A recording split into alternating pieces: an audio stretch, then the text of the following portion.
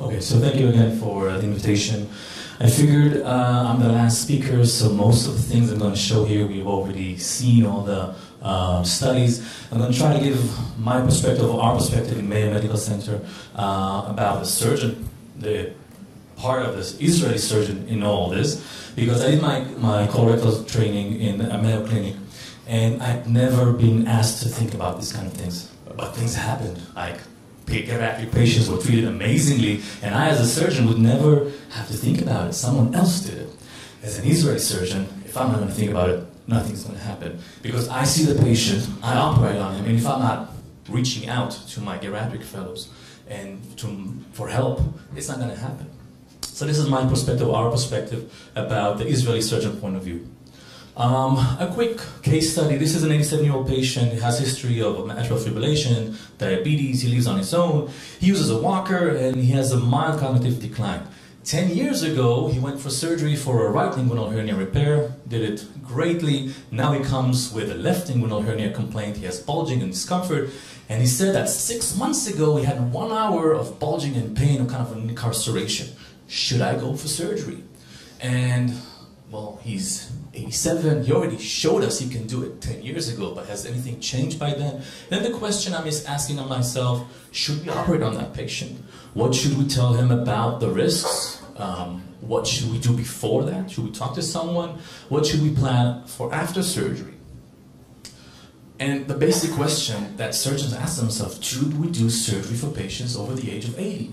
This is the data from our department in Mayo Medical Center. We took 600 cases of the bad cases, emergent, non-metastatic colonic resection throughout the ages, those patients with obstructions, with perforations, and we showed that the 30-day mortality was 22%.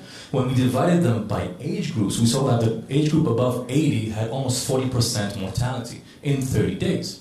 Then when we tried to identify the specific independent factors that are more prevalent with mortality is being bedridden, having dementia, and elevated white count, elevated creatinine levels. So those patients are higher risk. I think Professor Jack already showed that paper in the beginning about the population-based estimate year mortality after a major surgery among community living older patients in the US. It just published like 3 months ago. And they took, it's a prospective study, they took almost 6,000 patients in community living, what we call in Israel Batei Avot, and they followed them. And they showed that the major surgery mortality was kind of the same between all kind of different major operations, the musculoskeletal, vascular, abdominal. And then they more granulated, they showed elective versus non-elective surgeries. The mortality was 7% for the elective patients and 22% for the non-elective surgeries. And then they said, well, let's talk about frailty and dementia. 6% versus almost 30% of patients with frailty died, and with dementia, 32%. So it's not just about the age, it's mainly about those two factors. And then as divided by ages, we saw that up until the age of 80, which is the first 3 lines here, the mortality is under 10% for a whole year, okay? As they go over 80, it just shoots up for the entire year for mortality. Again, being more specific, frailty. You see that the first 10% of mortality for frail patients in the first 60 years, 60 days, and then the other 10% of mortality, or 15% of mortality, happens in the rest of the year. Same thing with dementia. So, this is a question. Should we operate electively on patients that are geriatric, frail, over the age of 80? This is a study from Professor Kashtan's department in Bellinson. They took patients over the age of 90, and they looked, at 200 patients over the age of 90. A third were elective, 2/3 were emergent cases, and they saw that the third-day mortality for elective cases was 6% compared to almost 40% for the emergent cases. The 2-year survival rates were 70% for the elective patients and only 40% for the emergent cases. So should a patient at the age of 80 with an inguinal hernia, should he go for surgery now as an elective patient, or should we take the risk of having him come with an incarcerated hernia and do it emergently? And I'm specifically talking about those simple cases. I'm not talking about cancer. Most of my practice is cancer. I'm talking about a hernia, okay? Should we do that? This is the Kaplan-Meier curves, and we see the difference between the elective versus the emergent cases. So we're set to talk about assessment. What do we do now as surgeons? And I think I'm kind of giving an overview of what most surgeons in Israel, in most of the not huge centers in Israel that don't necessarily have the systems we just talked about, the message system we talked about.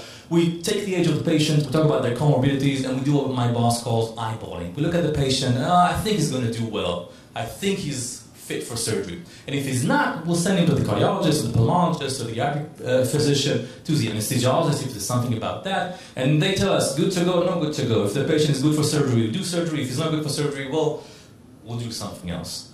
What we should do is actually do all that. Eyeballing is very important in our field, the way we think about it. But we also should add the assessment for frailty, specifically the physical, physiological age, and the social vulnerability. And then we should have a conversation. Okay? We should have a conversation with the patient about surgery. We should have a decision-making intervention and talk about what are the health goals of the surgery. Okay? For cancer, it's easy. People want to live, okay? But not necessarily, we talked about it before, living is not the same for different patients with different comorbidities. And we should explain the goals of surgery.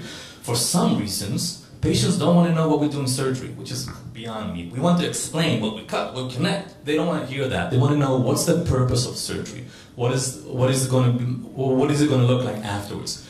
We should talk about the postoperative possible complications, and then we talk about recovery. Now, we as surgeons most often confuse challenging recovery with complication. Patient can come out of the hospital with no complications, no UTI, no leaks, no pneumonia, and still have a challenging recovery, and we don't necessarily regard that as complication. Well, patient left at day 3, okay? That's not a problem for me. Well, it is. And then we should talk about the patient support system and probably bring them to the first session and talking about surgery. Should they go to surgery? Shouldn't they go to surgery? And what is their support system? Most of my patients, I ask for their family members or their friends to come in and ask them. And I try to make sure they don't make the decision for surgery in the first meeting. Even though I know they need the surgery, I want to do the surgery, I think they're going to want the surgery. I tell them, go home, think about it. Call me tomorrow or the day after you talk to your family and think about what you want to do regards to the surgery. And then I think it's a very, very important thing to talk about the past of the surgery. As surgeons, we set the surgery, we set the date, we'll see you there, maybe the day before. But we need to talk about with the patients about the tests they need to do before, about the dates, when things are going to happen, and then if we need to do something to improve our preparation before surgery. Some global data, because I have to bring some studies here. This is the American College of Surgeons Thoracic Surgery Verification Program. They used the NESQIP database and they did a pilot study for 23 hospitals. They identified 30 plus 2 variables that they think should be addressed for those kind of patients. I took just the pre-operative things and the things that we do as surgeons, but we don't necessarily call that way, and we don't necessarily address that, okay? We talk about where is the patient coming from. Is he coming from home? Is he coming from a facility? What is his fall history? I think my colleagues from before were just talking about how important it is to identify patients high risk for falling. How do they mobilize? Do they walk? Do they use a walker? Are they bedridden? What is their cognitive impairment? And most often as surgeons, and I talk about the eyeballing, we look at the patient and he talks to us and he tells, well, I understand what we are, I understand what we need to do, but we know that they're underlining there's something there should be addressed, something there is missing in understanding. Is the patient impaired cognitively? And this is also a very touchy subject for surgeons. We don't necessarily talk with patients about their advanced directives. If things go wrong, do you want us to go all out? Do you want us to intubate you? Because we kind of, in Israel here, we have this feeling that everybody wants to live for whatever cost there is, okay? And then let's talk about preparation. Another study is actually the completion study for what I showed before about how to optimally perioperative manage those geriatric patients. Immediate perioperative and intraoperative management senses. So I put this list here just to show what I think we're good at and what I think we're awful at. So we talk about shortened fluid fast. They talk about 2 hours. Our patients usually come the day before. They eat their dinner around 6 to 9. We tell them to fast from midnight, and if they're a second or third in the list, they're going to be operated the day after around 12, even 2 p.m. So more than 18 hours of fasting. We're awful at that. Antibiotics, curative antibiotics, and VTE prophylaxis, we're actually very good at that because we don't do that. Okay, the anesthesiologists give the antibiotics, our nurses give the VTE prophylaxis. I think in Bal talked before about the non-essential medications, we are awful at that. We are so helpless when we look at a whole list of medications. That is the most common reason we call our friends in the geriatric session. Can you help me tell me what's important, what's not important, and how to improve that? We're kind of okay in pain management and avoiding overuse of opiates, and kind of okay with nausea risk certifications. And pressure ulcers are great because we don't do that, our nurses do that, and pulmonary complications and hypothermia, and judicious use of intravenous fluids. We are actually getting very better on that. We are always having this conversation, how dry we want to keep our patients, even though it's easy to just add some more fluids and more fluids.